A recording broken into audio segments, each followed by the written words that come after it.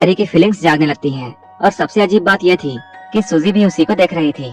कुछ ही देर बाद हम लोग सूजी को देखते हैं जो कि गैरी के घर में आई है और गैरी उसे घोड़ी बनाकर घपाघप कर रहा है। इसके लिए गैरी ने उसे पैसे दिए थे। गैरी यहाँ अपनी पूरी ताकत लगाता है लेकिन उससे कुछ खास नहीं हो पाता है।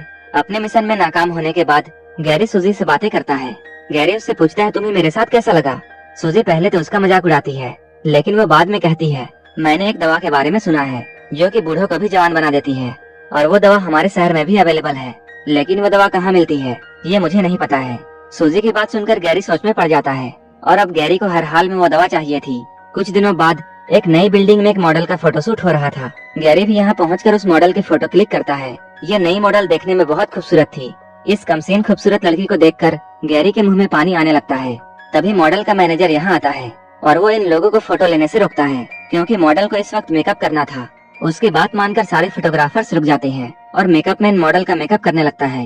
गैरी को जैसे ही मौका मिलता है वो उस मॉडल के पास आता है और वो उससे उसका नाम पूछता है। तभी मेकअप मैन और भी सामान लेने के लिए यहाँ से चला जाता है। तब गैरी को मॉडल से बात करने का मौका मिल जाता है। यहाँ गैरी उसके साथ काफी सारी बातें करता है।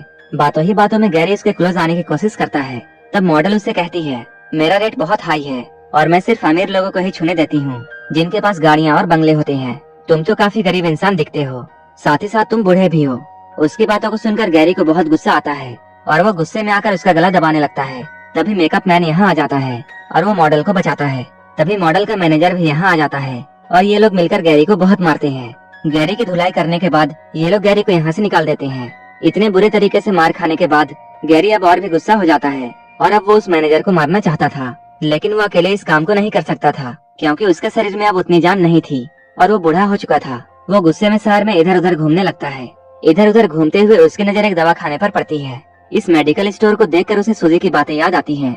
इसके बाद वो इस दवा खाने में जाता है। यहाँ पर एक औरत बैठी हुई थी। गैरी उसके पास जाता है और वो उससे बोलता है मुझे बूढ़ों को भी जवान करने वाली दवा चाहिए। इस पर वो औरत उससे बोलती है मेरे पास ऐसी कोई भी दवा नहीं है। उसकी बातों को सुनकर गैरी अपसेट हो जाता है और वो यहाँ से जाने के लिए मुड़ता है। तभी एक औरत अंदर से निकलती है और वो उसे यहाँ रोकती है और इस लेडी का नाम लीजा था। वो गैरी को कोई और आदमी समझती है। वो उसे बोलती है तुम्हारे बॉस का मेरे पास कॉल आया था और मैंने तुम्हारी दवा तैयार रखी है। इसके बाद वो दवा दिखाकर गैरी से ये बोलती है ये दवा तुम्हारे बूढ़े बॉस को जवान कर देगी क्योंकि मैंने इसे बहुत खास जड़ी बूटियों से बनाया है, लेकिन तुम अपने बॉस को ये बता देना कि इस दवा का ज्यादा इस्तेमाल खतरनाक है।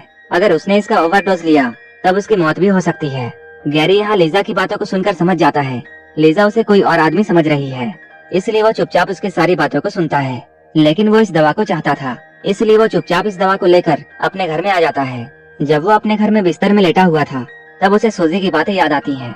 इसके बाद वो उस दवा को पानी में घोलता है और फिर पूरा का पूरा गिलास एक ही घोट में पी जाता है। इस दवा को लेने के बाद